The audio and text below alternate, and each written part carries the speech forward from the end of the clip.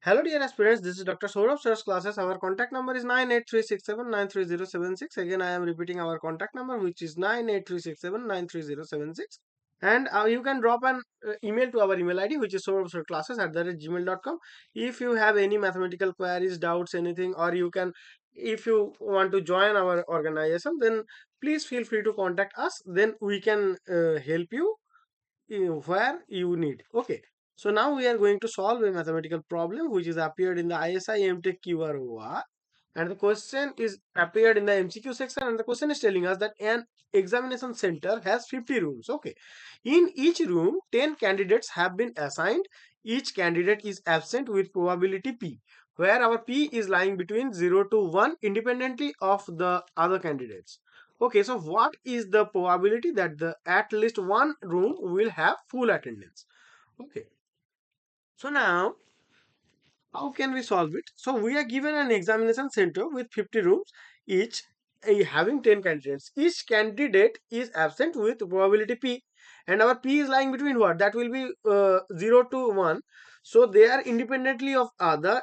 So we need to find the probability that at least one room has full attendance. Okay. So now the first step will be we have to define the probability of the full attendance in a room. Okay, so a room has full attendance if all 10 candidates in that room are present. So since each candidate is independently present, with probability will be now that will be 1 minus p. So the probability that all 10 candidates in a specific room present is that will be 1 minus p to the power and 10. Okay. So now probability that no room has full attendance.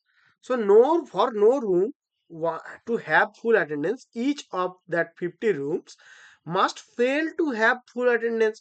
The probability that a specific room does not have a full attendance, that will be what? For a specific room, that will be 1 minus 1 by p to the power 10.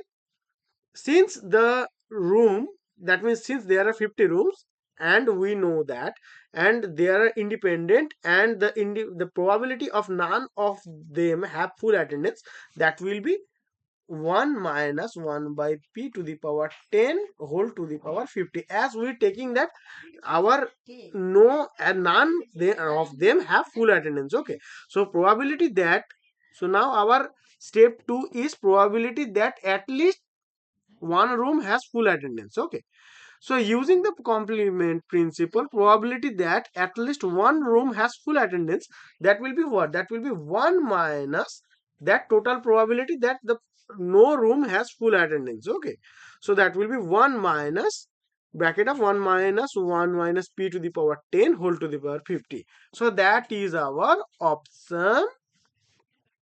That will be in our I think that is, yeah, so that is our option D.